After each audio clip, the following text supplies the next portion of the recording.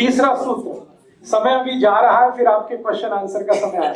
तीसरा सूत्र, कभी भी सवेरे सोकर उठें तो सबसे पहले पानी पिए। कभी भी सवेरे सोकर उठें तो सबसे पहले पानी पिए, माने दिन की शुरुआत पानी से करें।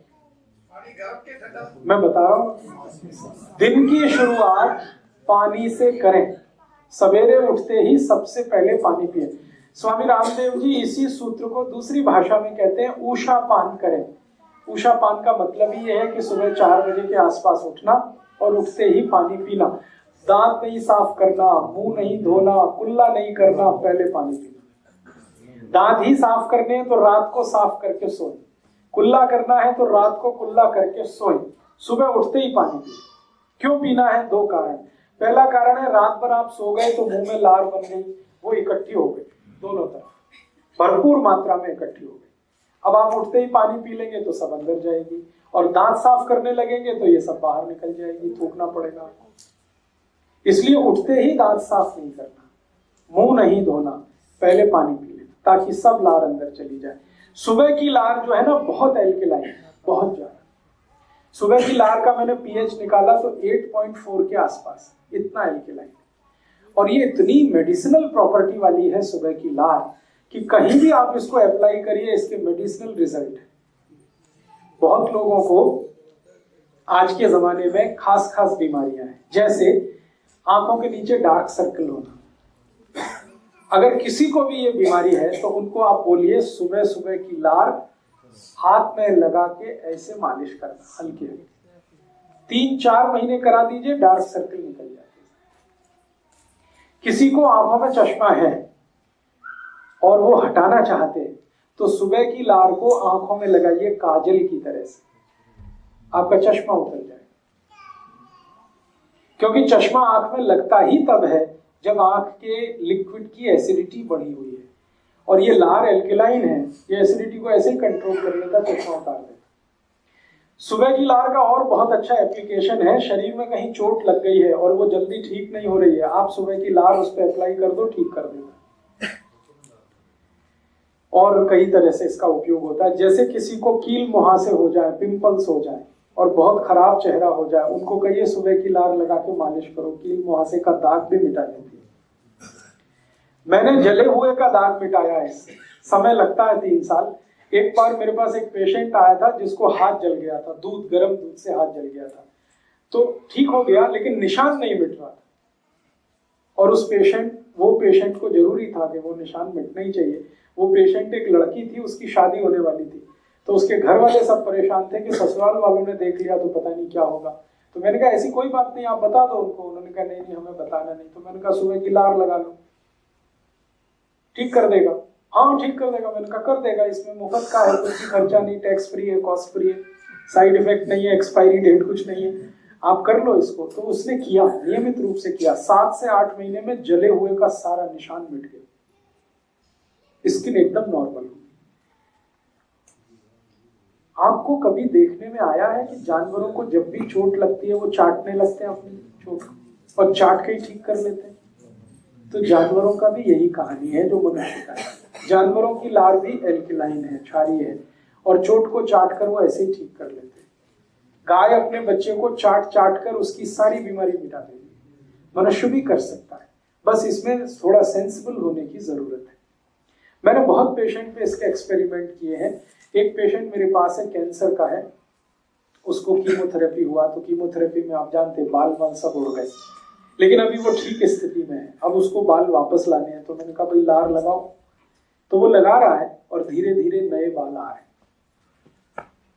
तो सुबह की लार के बारे में मैंने बचपन में सुना था, मेरी दादी बोलती थी कि इसको थूकना नहीं तो पाप पड़ेगा, ऐसा बोलती थी मेरी दादी। अब वो उसको समझ में नहीं है भाई पाप पड़ेगा पुण्य होगा।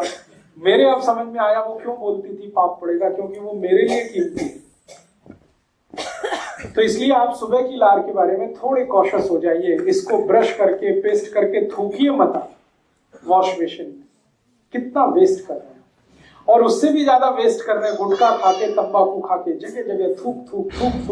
तो शहर गंदा कर रहे हैं, शरीर का नुकसान। आपके शरीर में भगवान ने ऐसी व्यवस्था दी है, आप भगवान का धन्यवाद करिए। मेरे पास 2 पेशेंट ऐसे हैं जो कैंसर की लास्ट स्टेज में हैं और उनके बचने की संभावना बिल्कुल ना के बराबर है, क्योंकि उनकी लार ग्रंथियां पूरी तरह से खत्म हो गई हैं।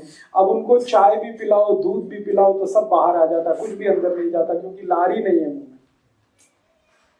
है दोनों करोड़पति, तो मुझसे कहते हैं कुछ बता दो, कुछ बता दो। तो मैंने कहा अच्छा ऐसा करो, ज्यादा पैसा है आपके पास तो अमेरिका से इंपोर्ट करो। लार का सैशे आता है, अमेरिका में मिलता है।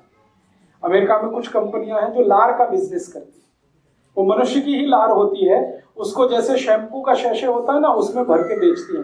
5 मिलीग्राम का एक सैशे 10,000 रुपए का है।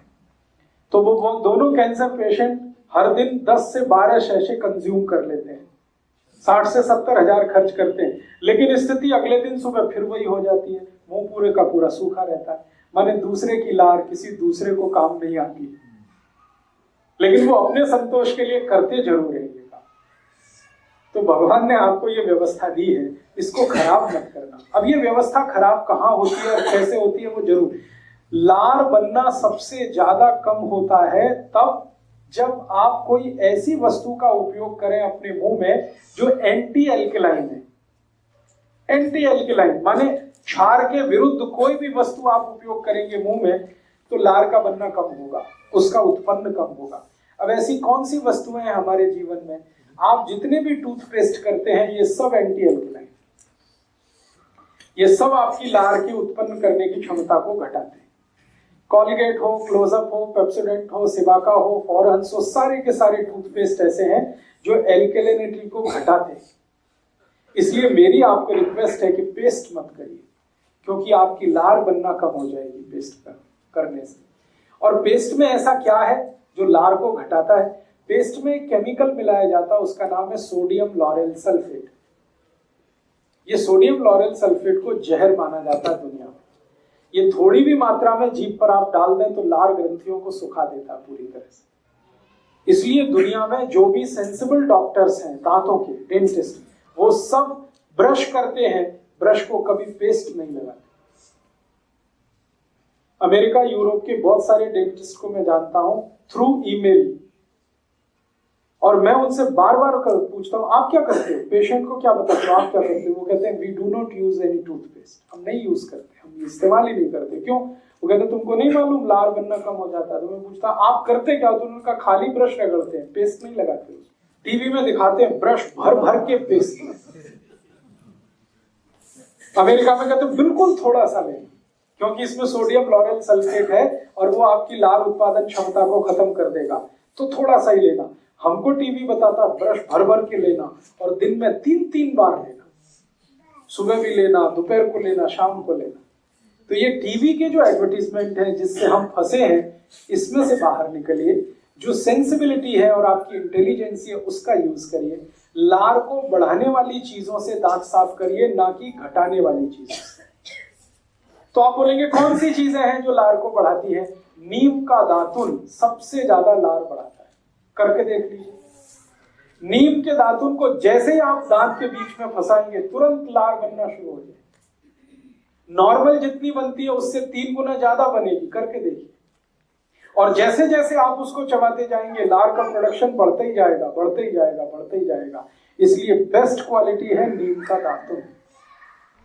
ऐसे ही बबूल का दातुन, बबूल का दातुन जितना चबाएंगे लार का उत्पादन उतना ही बढ़ेगा। फिर आप बोलेंगे नीम का दातुन चबाते समय लार को क्या करना? पीते रहिए उसको, थूकिए मत। आपको इतनी क्वालिटी है उसमें, एक तो नीम का रस आ गया, ऊपर से लार भी है, दोनों बेस्ट एल्कलाइन प्रोडक्ट है। नीम के दातुन को चबाते हुए जो लार को पी सकते हैं, मैं उनको स्टाम्प पेपर पर लिख के दे सकता हूं, जिंदगी में डायबिटीज कभी हो नहीं सकती। अर्थराइटिस होगा नहीं कभी आप, क्योंकि एसिडिटी बढ़ेगी नहीं ब्लड की, एल्कलाइन रहेगा ब्लड, और ब्लड एल्कलाइन रहेगा तो diabetes, arthritis, heart attack, cardiac arrest, brain haemorrhage, paralysis कुछ नहीं होने वाला। इसलिए नीम को भारत में दातुन के लिए सबसे अच्छा माना है। तो आप इसको हमेशा याद रखिए कि पानी को घूट घूट पीना ही सबसे उत्तम है। और दूसरी जानकारी ये कि जब आप खूब ज्यादा पानी को मुंह में घुमा घुमा के पीते हैं और खूब सारा स्लाइवा या सलीवा या लार आपके पेट में जाता है और पेट के एसिड को बैलेंस रखता है।